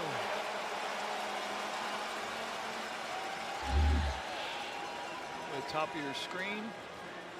All 2-4. Let's see all the way to the top. That little motion there. Oh yeah, that's way offsides. When you have the waggle, you always, I know you have to clear out for underneath routes, but you've got to have a little bit of depth on your waggle with your motion. Mitchell adamant walking down the field to have a conversation with a couple of his receivers despite the completion. Work to be done on that play. In Mitchell's mind, they'll empty it out 3 by 3. And Bo Levi completes. Kenny Lawler on the receiving end. Tackle made by Major Williams, but at the sticks on 2nd and long. Mitchell to Lawler. Can I do a little, like, here's what I'm just going to say. Just watch Kenny Lawler, this whole process. Just watch his hands. So the ball's on the way. He sees it quickly. He knows the ball's coming. Both throws it early. Kenny has no problem finding this, tracking it in the air. One of the best at seeing the football into his hands in the Canadian Football League. Just love his ability to do that. And even when he's not having a massive night, you can just feel the gravitational pull of 89 in everything that the other defense has to do. Is Larry Roundtree, the 3rd, gets stacked up on a short gain. One of the true breakout games for Kenny Lawler was September 27th, 2019, his 12th Winnipeg game. 10 targets, 10 catches, 144 yards against Hamilton Tiger Cats. I guess I called some of those plays. Yes, I don't know. you did. I don't remember. I wondered, I went into the archive. Okay, so when was the next time he had a bigger game in his CFL career than 144 yards? I didn't have to go far. 2021 Week 9, 14 targets, 12 catches, 205 yards. When he is on, there is no stopping Kenny Lawler. Mitchell looks away from him this time. A host of other receivers ready to go to work. Myron Mitchell makes the grab short of the sticks. Looks like it'll be about 3-4 yards, and it's enough. So from a quarterback position, we just keep talking about Kenny Lawler. Well, there's 4 receivers over here to the right, and Kenny's off to the left. Well, defensively, they put 2 people over on Kenny Lawler, and that's going to leave them 1 short to this multiple receiver side. Quarterback sees it pre-snap because of the alignment of the formation. Myron Mitchell's open in the curl. Bo Levi puts it right on him for a nice 9-yard gain. Much better spot than I expected after he got tackled backwards. So Dolagala leans to the right-hand side, and better push that time from the Winnipeg Blue Bombers defensive line, especially the left side. But Dolagala, so difficult to stop in those short yardage situations. Of us, we got Reddick-Cranby trying to get involved in this play and everything, and like we talked about, Osh talked about how aggressive Reddick-Cranby is, how smart he is as a football player. I try to show a play about Reddick-Cranby is one of those guys who has to play sometimes in the box, sometimes around the ball. You saw him right there close, because the Bombers are going to move their free safety sometimes right to the end of the line of scrimmage, sometimes he's going to play in the box. A lot has to be done by Reddick-Cranby. Mitchell with a blitz on, single coverage outside. Kenny Lawler hanging in the air, and it skips away. Don't often see that. But Kenny Lawler on the final play. Here in the one-on-one. So this is a one-on-one situation. What I was kind of talking about earlier is like, this is the first time in a 4-by-1 set, 4 receivers to the left, 1 to the right, that they played man-to-man. And as soon as Bo Levi Mitchell sees that it's man-to-man, he's like, I'm throwing to my guy. I'm going to throw to this until you put 2 people. Now, if you look at this shot from the all-24 look, there's nobody over on that side of the field. It's just a one-on-one situation. So that's all Bo's looking for. As soon as that shows up, he's taking it 100% of the time, and he does. He's got a big target who can go up and catch the football. A few drops, but you see the chess match between the defense of Jordan Younger and Scott Milanovic. As the challenge was in place, and we have an announcement. Hamilton challenged the previous play for defensive pass interference. After review, the ruling on the field is overturned, and we do indeed have pass interference against Winnipeg 24. It's going to be first down for Hamilton at the 1-yard line. They'll put it at the 1 to open up the 4th. Brutal penalty here because the ball does get placed at the 1 when this PI happens in the end zone. Just going to say that Major Williams brought him down a little bit too early before the ball was there. He was there before the ball. Williams confused. Now you're going to go to your short yardage game, cover all your edges, and fall forward for a yard, get an easy score. And we'll have to see if Reddick-Cranby gets down into a 4-point stance like he did last week. Back against Calgary at the very last second when they weren't lined up properly. Dolagala finds a hole to the right-hand side and punches it in. Hamilton extends their lead to open up the 4th.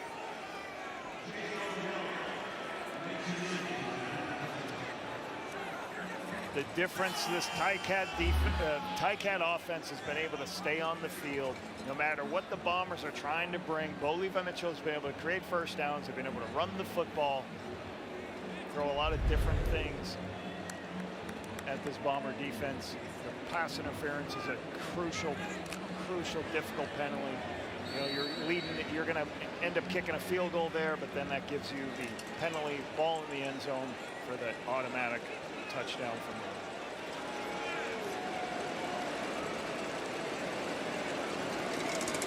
Legio as a flag flies. Knocks the extra point through. By the way, in 2025, the red zone touchdown percentage for the Tiger Cats was 57%. They were 30 touchdowns on 53 opportunities. So far this season, 7 of 8. They are hitting an 87% touchdown when they get inside their opponent's 20-yard line.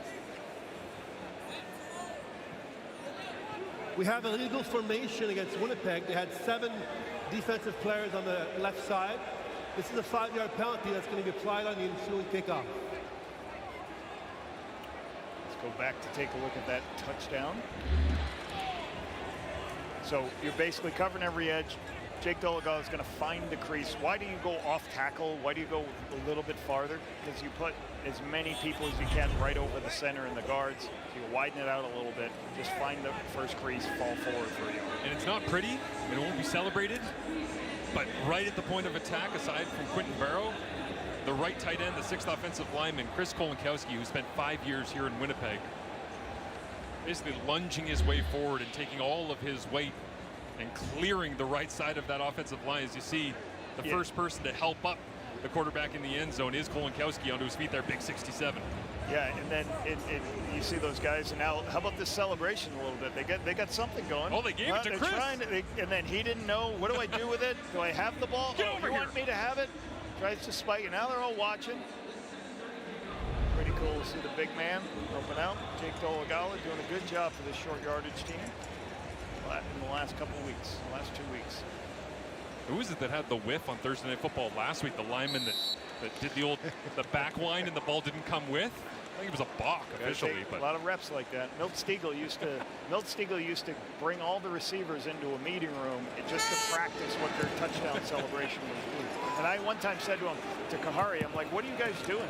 Are they going over their last meetings? And they're like, no, he's going over his celebration that he's going to do after he scores a Legal touchdown. kickoff out of bounds. Like, oh, okay. Hamilton 33. At least he does it together. At least they're on the same page for the celebration. And despite the 31-13 lead, that lack of execution from Mark Leggio will not make Scott Milanovic happy as he goes back to the tablet. By the way, I did notice here on the way in today that gate number 1 is a very large picture of Milt Stegall holding up the number 1. Yes.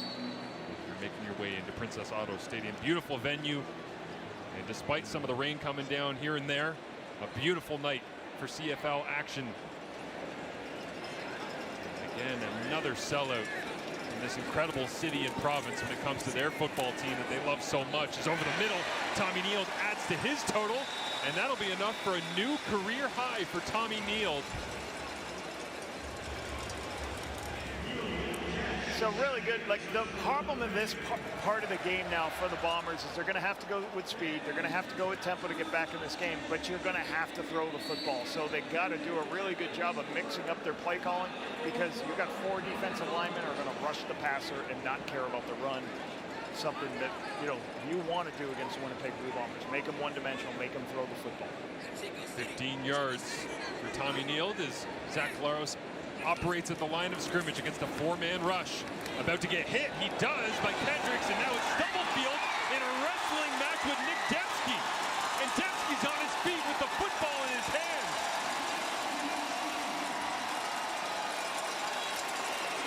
The flag is out, but who hooked who? Yes, is it defensive We have pass? offensive pass interference, Winnipeg number 10. Or offensive This is a pass? 10-yard penalty, and we'll replay first down. So it looks like Dembski. So this is a corner route to the corner of the end zone. Stubblefield's outside position. So as Dembski's going up to try to make the play, he pulls Stubblefield down. I don't think by accident. Dembski makes the huge catch, but that he was on the collar, pulling back, creates the huge penalty off the amazing catch by Nick Dembski on the ground. But it's in the right call. Yeah, lost in all of that is just the 10 out of 10 degree of difficulty to be sliding down in wet conditions and Catch it, get up, track the football. You always coach your receivers like, we want the PI, yes, but we'd rather you catch the ball and score. So that was a great play by Dembski. Just can't do that, what he did to start. 1st and 20. Will Zach just try to get half of it back? He dumps it down underneath. Oliveira puts a shoulder down. He'll get more than half.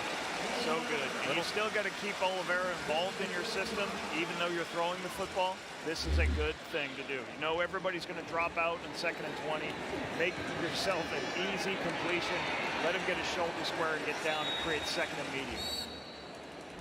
So Stanley Bryant supplying the block that time, and Patty Neufeld, his right guard, said Stanley unquestionably the greatest offensive lineman to ever play in the CFL. 4-time most outstanding offensive lineman. Only player to ever do that as he blocks for Claros here on 2nd down. And underneath, it's Tommy Neild. Again, thought about reaching that football out, but there were plenty of Tiger Cats ready to swat at it. Good recognition by Zach. Seeing some man coverage. And then going, all right, I'm going to take this throw on the outside as we come in. I believe that's what they're doing. As they come in, everybody runs inside breaking on the slant. Throw it to the Bynum on the outside at the corner position. He's a little bit farther off in that spot. Quick decision by Zach. Forward progress deemed to be enough for the 1st down. And now referee Ben Major whistles it dead for a moment. The video official has corrected the spot. It's going to be 3rd down. We're about 2 feet short of yards to gain. It's going to be 3rd down. Based on the football being in behind him on that back left hip, Boy, I thought it looked a little bit short, but they originally gave it to him. We'll get a better look at it here. Yeah, so the replay center, one of the things as plays are rolling, they're going to try to check to see where this spot was. So they're not going to give the first down right there. Force the Bombers go on a 3rd and short. You're going to have to go here if you're the Bombers. Down by this much. Have to earn it the hard way. Perkins in, short yardage quarterback. He motions Oliveira. And Perkins crosses the 40-yard line. It will be a Winnipeg first down.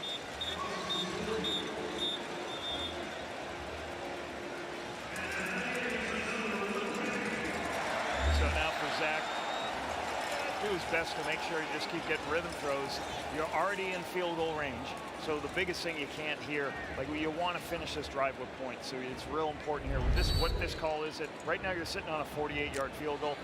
You're going to be real cautious on your quarterback's got to make sure, and you've got to, the play caller's got to make sure, don't do anything with the quarterback that's too difficult for the quarterback in the read progression. Hauser gets buried by Jarrell Broxton. The right tackle is underneath. Ontario Wilson makes the grab, and that will be enough for the Winnipeg first down. Reggie Stubblefield and Ryan Baker there to bring him down. A couple of great blocks. Take a look at the right side block, and I think Brady Oliveira also has some pressure that he's got to make a block for, helping out before he goes out. But watch Broxton right there knock Julian Hauser down to the ground, and Zach takes him. Complete once again to Wilson. Destin Talbert there make the tackle as well. 2025, the Winnipeg Blue Bombers, as they're on the edge of the score zone here, only had 107 score zone plays. Only Edmonton ran less plays inside their opponent's 20-yard line, as the ball rests right now at Hamilton's 23. And Zach, in order to get a first down, has to get inside that score zone as he looks at the right side of the line and works it only.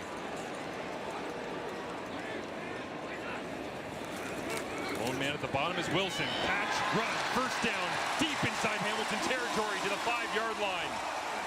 On an island, and Pokey Wilson making easy work. One-on-one, take the back. There's 5 players over here. 5 by 1 set, only 1 player. Take the slant, get the ball out of your hands quickly, let your player run with it. Good recognition to create the one-on-one matchup to Ontario Wilson. Laro sends Dembski in motion, looking for that elusive 500th catch taken away by penalty earlier. Now Zach ripping this one into traffic. Wilson catches it, touchdown! Winnipeg has life.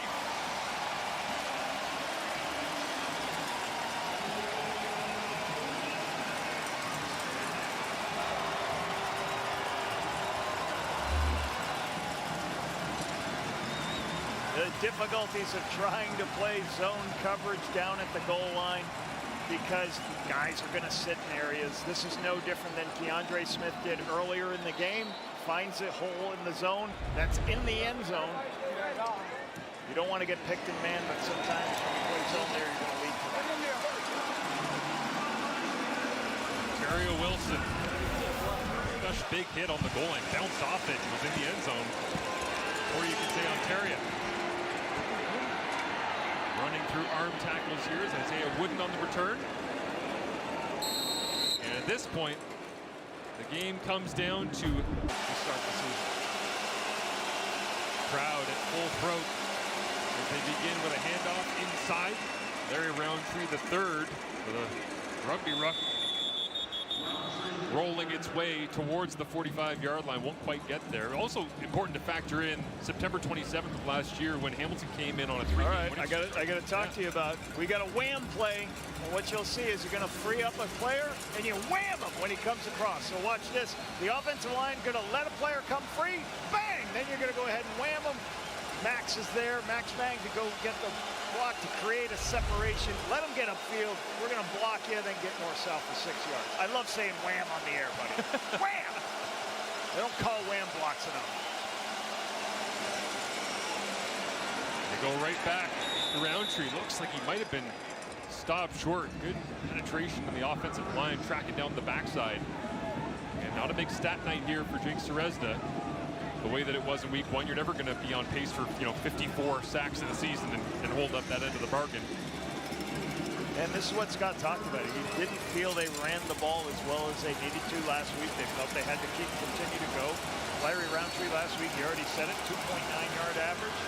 So, these things are good. And especially at this point of the game, you can't tell you how important it is that it's a 3rd and 1. Every time you get one of these 3rd and 1 situations, you're taking more time off the clock,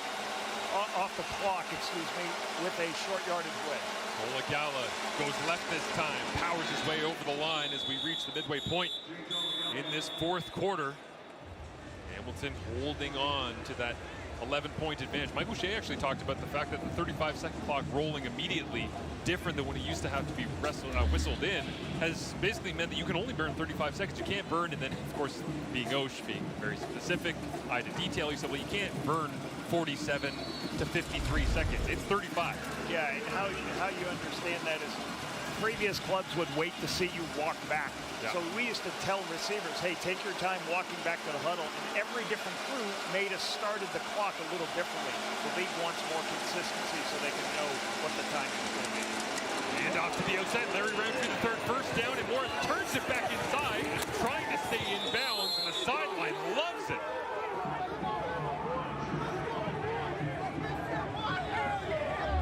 A lot of outside zone plays. What does that mean? Everybody starts running on a course, and then the back is going to go and he's going to read number 1 and then number 2. If 1 runs, I'm going to cut inside of 2. So as you watch, 1 runs, I cut up inside of 2. 1 and 2. Separate the defense, get everybody running on tracks, let Larry Roundtree find the space. He seems to be really good at these outside zone runs. And he even stays in bounds to keep the clock running. Handed off once again inside. Last year, albeit there's a lot of turnover in this Hamilton offensive line, considering that 3 of their bodies, Brendan Bordner, Coulter Woodmansey, and Jordan Murray, all went out to Edmonton, but they were averaging 2.4 yards before contact for Greg Bell last year when he was the lead back. And this group shuffled, shaken up, different names in different places, but still creating plenty of movement up front. And like you say, Lapo, sometimes it's that horizontal push as well to just keep people running and be on your tracks.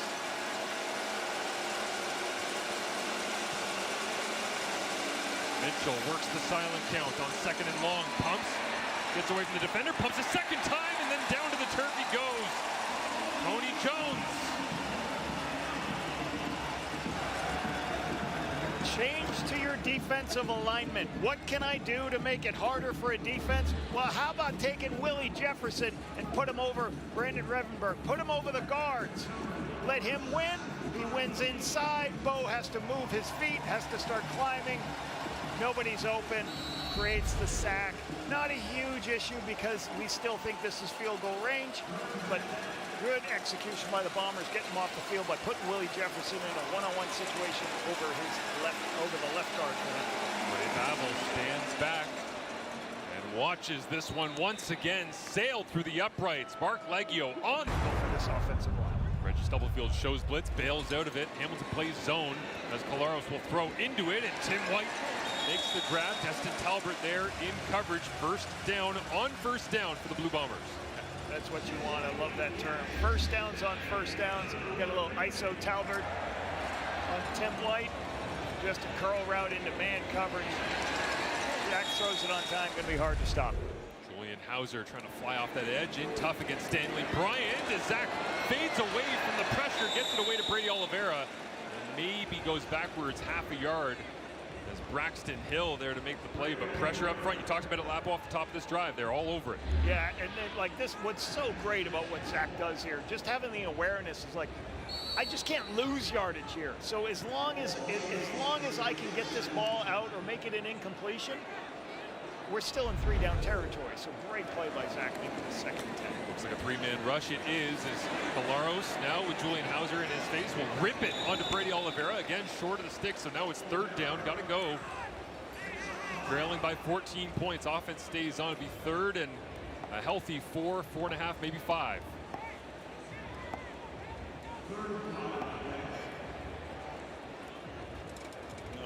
Hamilton can easily play zone here, giving up an easy underneath. Normally 3rd and 5, you might be in more man coverage situations. Here you can play zone because they got to go a long way to score a touchdown.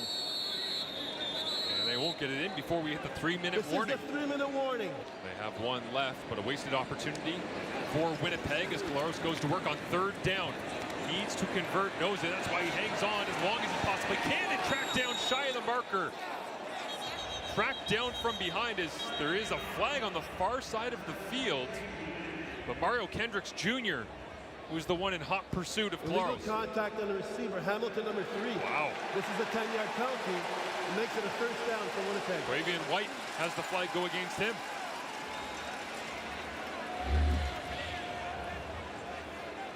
Right here, Quavion Wright. And why this happened? Because they're in man coverage and they're pressing at the line of scrimmage. When you're doing that, I don't see much of a penalty right there. But man coverage with 2 deep safeties, call it 2 deep man under, tends to get people grabbing when they're so pressed close to the line of scrimmage. Fresh life for Collaros on offense here is play action. Then he'll flip it out to Oliveira. Braxton Hill gives chase. Bumps the former MOP out of bounds. Hill all over the place tonight after he missed week 1 with a calf injury.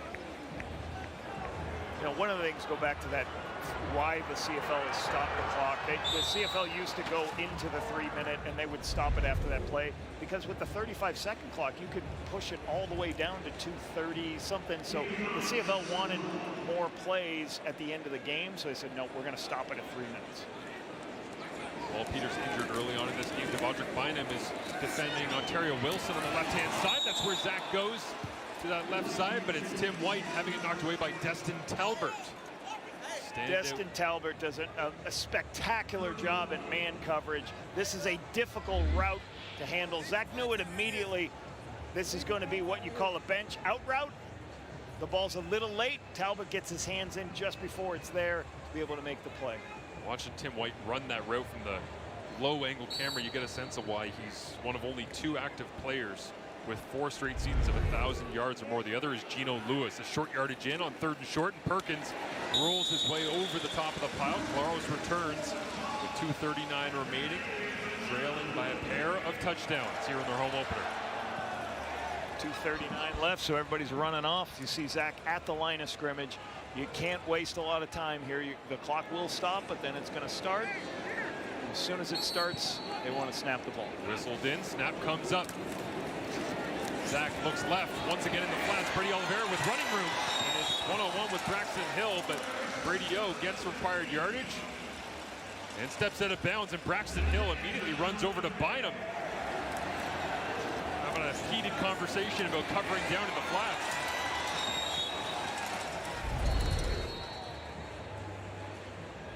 Hill hot on that one, and Stavros Katsantonis had to come in and tell everybody it's okay. We got control of this. Just calm down.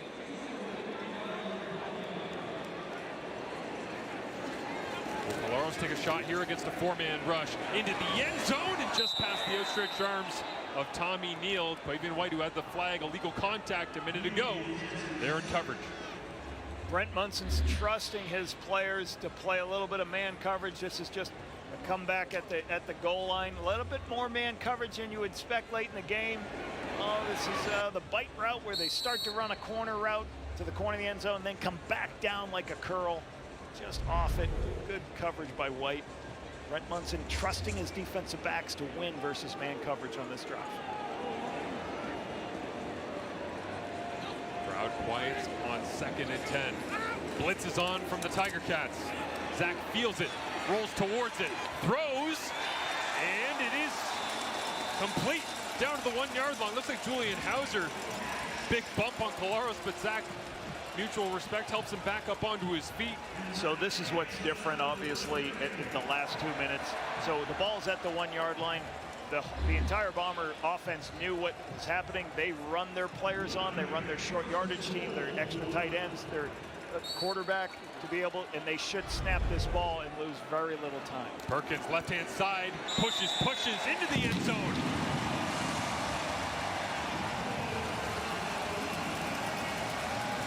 Might Uncle Chris Ike waving at the entire offense, saying, let's get back to the sideline and plan for a potential another possession, one that might tie up the ball game.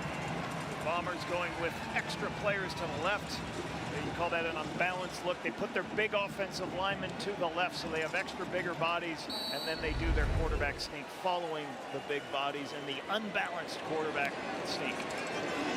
Castillo with the extra point money.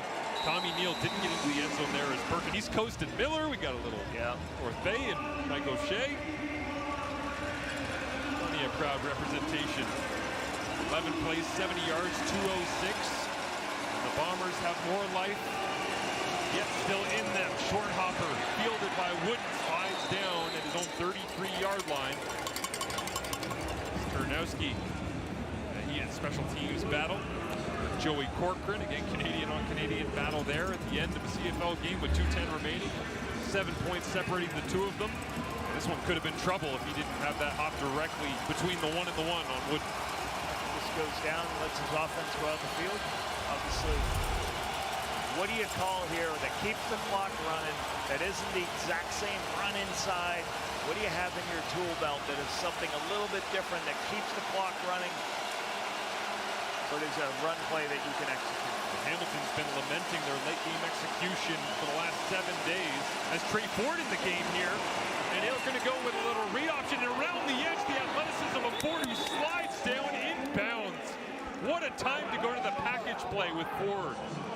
Well, we are on Chris Streveler night, aren't we? This is Chris Streveler night. Put your mobile quarterback in, let them all fall inside and pull it around the defense and give him the opportunity to pull, especially having a tight end to that side. And the best thing he does is he goes down right here, doesn't do anything but keep this clock running.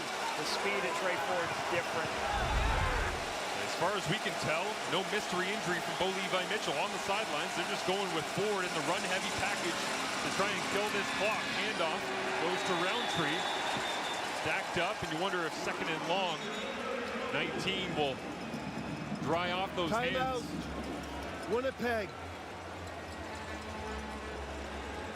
Head back to the huddle. Yeah, so obviously that's a package they've worked with Trey Ford. Hey, end the game situation, Trey. Here's 4 or 5 calls we're going to make. You're going to be put in this situation where, hey, when you can use your legs, use your legs. So good scheme and execution. Now it's 2nd and 9. How do they continue to get this first down and finish the game off? Loudest that Princess Auto Stadium has been all night. Week 2, 34-27. Coming down to the final 90 seconds. Bo Levi Mitchell over the top to Keandre Smith on second down. Caught it! A pair of touchdowns earlier, and Keandre Smith with a massive exclamation mark on his night. Watch Keandre Smith. He's going to run a corner route. The cornerback is going to stay underneath. Bo Levi Mitchell recognizes the inside coverage by Dietrich Nichols and throws a beautiful ball. He's max protected, so he knows I can just put it to Keandre. Dietrich Nichols too far inside. Great accuracy, great play.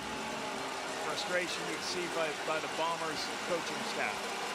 Tommy Condell wants the football back. He wants a chance to go and have Polaris lead a game-winning drive as Ford back in the ball game. Run look, handoff inside. Defensive line all over it from Winnipeg. That time at number 44, Adrian Jenkins. Loss of yardage to bring Bo back in the game.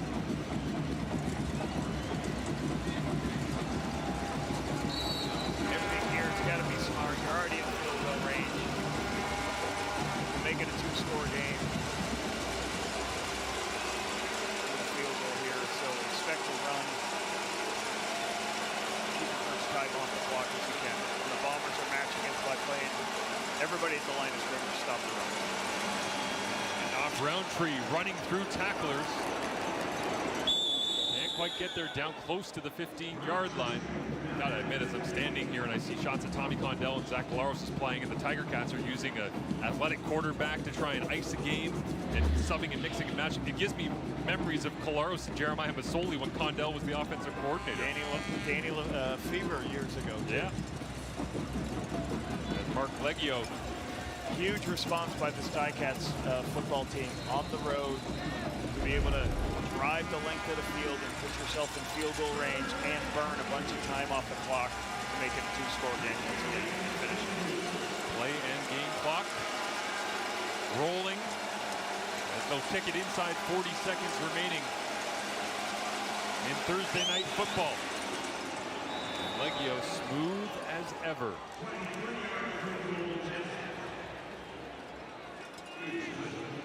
So a 2-score game, 35 seconds remaining.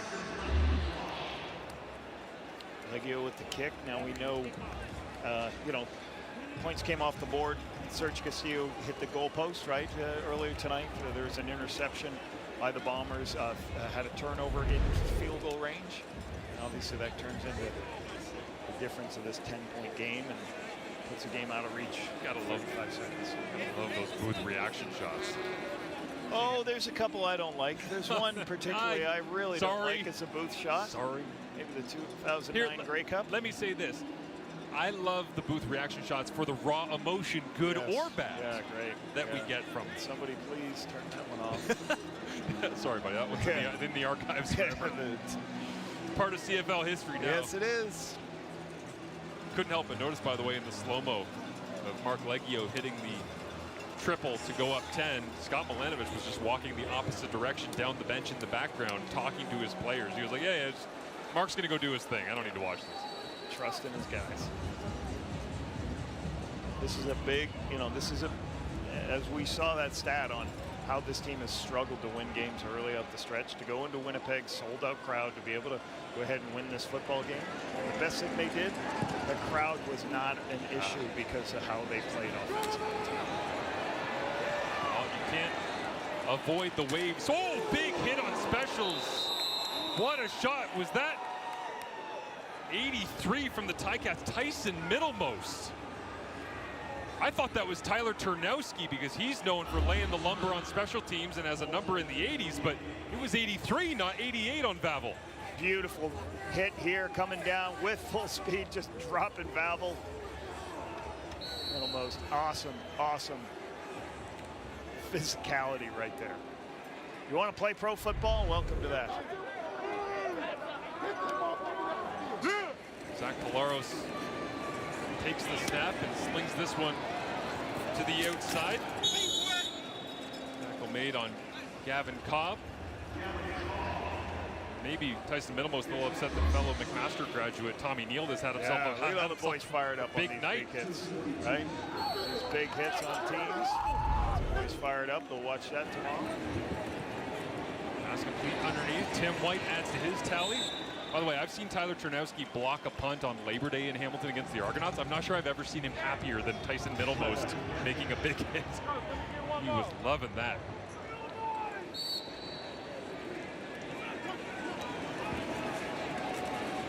Collaros with less than 10 seconds remaining throws this one into a hole. Talbert, Katsantonis each had a shot at it.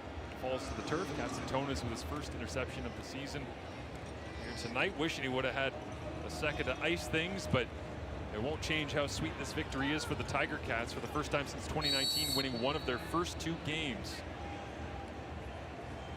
And they can finally shut down that discussion on how long the donut will linger in the win column in 2026. Wasn't there for long, perhaps shouldn't have been there at all if they handled the back end of week number 1, but they got the job done here tonight. Clock strikes 0 as Nick Dembski makes the grab, and that's his 500th career grab, the 5-time All-West selection. Ends this ball game by becoming just the 19th Canadian in CFL history